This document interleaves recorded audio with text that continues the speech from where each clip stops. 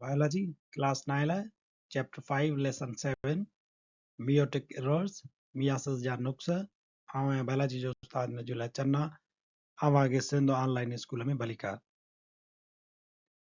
असां जो के लेक्चर जो मौजू आहे meiotic errors, meiosis जा नुक्स। Distinction during anaphase 1, chromosomes separate and go to opposite poles, while during anaphase 2, sister chromosomes separate. It is called as disjunction.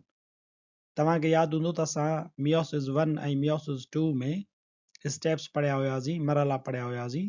Meiosis 1 में हिकिड़ो मरहलो थींदो आहे एनाफेज़ 1 ऐं एनाफेज़ 2 जेको आहे उहो मियोसिस 2 जो मरहलो आहे। एनाफेज़ 1 जे दौरान इहो थींदो आहे त क्रोमोसोम्स जेके आहिनि उहे हिक ॿिए खां अलॻि थींदा आहिनि। हाणे इन अलॻि थियण वारे मरहले खे असां सॾियूं था डिसजंक्शन। सो जेकॾहिं एनाफेज़ 1 में होमोलॉगस क्रोमोसोम्स हिक ॿिए खां कामयाब तौर ते अलॻि थी विया त असां हुनखे डिसजंक्शन सॾींदासीं। ऐं वरी एनाफेज़ 2 में छा थींदो आहे त सिस्टर क्रोमेटिड्स जेके आहिनि उहे हिक ॿिए खां अलॻि थींदियूं आहिनि ऐं उहे वञी करे अपोजिट पोल्स ते पहुचंदियूं आहिनि, त ईअं ॿ नवां डाटर न्यूक्लियाई तयारु थींदा आहिनि। सो एनाफेज़ 1 में होमोलॉगस क्रोमोसोम्स अलॻि थींदा आहिनि, उनखे बि तव्हां डिसजंक्शन सॾियो था। ऐं एनाफेज़ 2 में वरी सिस्टर क्रोमेटिड्स अलॻि थींदियूं आहिनि, उनखे बि असां डिसजंक्शन सॾींदासीं। एनाफेज़ 1 में तव्हां ॾिसो त हुते असांजो होमोलॉगस क्रोमोसोम्स पाण में अटैच थियल हूंदा आहिनि, पर उहे स्पिंडल फाइबर्स जे ज़रिए क्रोमोसोम अलॻि थींदा आहिनि ऐं अपोजिट पोल्स ॾांहुं वेंदा आहिनि, उते वरी नवां डाटर न्यूक्लियाई ठहंदा आहिनि। एनाफेज़ 2 में वरी छा थींदो आहे त हिकिड़ो क्रोमोसोम अलॻि थींदो आहे, उन जूं सिस्टर क्रोमेटिड्स अलॻि थींदियूं आहिनि ऐं उहे वञी करे अपोजिट पोल्स ते जमा थींदियूं आहिनि, उते वरी ॿ डाटर न्यूक्लियाई ठहंदा आहिनि। हाणे मायोसिस जेकॾहिं सही तरीक़े सां थिए थी, मायोसिस 1 हुजे या 2 हुजे, त इहो डिसजंक्शन ज़रूरु थींदी, यानी इहे शयूं ॿई अलहदा थींदियूं। पर एरर तॾहिं थींदी आहे जॾहिं इहे सही तरीक़े सां डिसजंक्शन न कनि, इहे अलॻि न थियनि। Meiotic errors. In normal course of meiosis, the two chromosomes of each homologous pair separates and enter into two gametes. But sometimes a pair of homologous chromosomes fails to separate from one another during meiosis 1. This phenomena is called as non-junction. Meiosis दौरान ईअं थींदो आहे त हर homologous chromosomes जोड़ो अलॻि थी gametes में बदिलजंदो आहे, पर कॾहिं कॾहिं मियोसिस 1 दौरान क्रोमोसोम्स जोड़ो अलॻि न आहे थी सघंदो। हिन अमल खे नॉन डिसजंक्शन सॾिजे थो। नॉन डिसजंक्शन हिकिड़ी मियोटिक एरर आहे।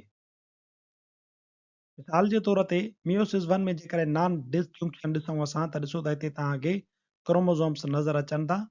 स्पिंडल फाइबर्स छा कंदा, क्रोमोसोम्स खे अलॻि अलॻि कंदा। हाणे हिते त हिकिड़ो क्रोमोसोम सक्सेसफुली अलॻि थी वियो आहे, हिते ॿियो अलॻि थी वियो आहे, पर हिन पासे खां असां ॾिसूं था त ही होमोलॉगस क्रोमोसोम्स जो पेयर जेको आहे उहो अलॻि न थी सघियो आहे, हिकिड़े ई स्पिंडल फाइबर ॾांहुं इहे ॿई ट्रांसफर थी विया आहिनि। तंहिंजे करे हिनखे असां सॾियूं था नॉन डिसजंक्शन।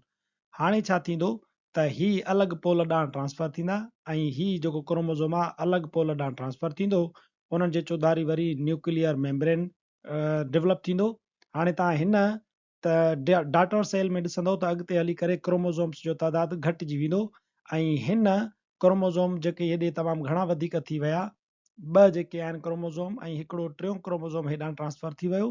ही जॾहिं न्यूक्लियाई अॻिते हली करे ठहंदा त इन्हनि जे डाटर सेल्स में क्रोमोसोम्स जो तइदादु वधीक थी वेंदो।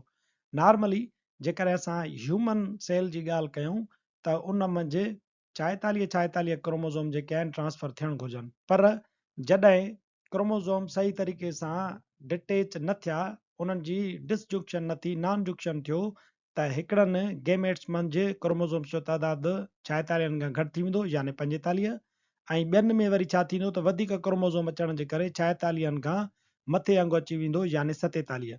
सो अहिड़ा जेकी गैमेट्स आहिनि उहे जेकॾहिं अॻिते हली करे फ्यूज़ थियनि था ऐं ज़ाइगोट उन्हनि मंझां ठहे थो, त जेकी पैदा थींदड़ ॿार आहिनि उहे मुख़्तलिफ़ सिंड्रोम्स जो शिकार थींदा आहिनि। मिसाल जे तौर ते डाउन सिंड्रोम जीअं तव्हां ॾिठो हूंदो, डाउन सिंड्रोम जा जेके ॿार हूंदा आहिनि उन्हनि मंझि इहो मियोसिस जो एरर हूंदो आहे, जंहिंजे करे उन्हनि जूं अखियूं तव्हांखे नंढियूं ऐं उन्हनि जी बीहक जिस्मानी जेका आहे उहा तव्हांखे मुतासिर लॻंदी आहे।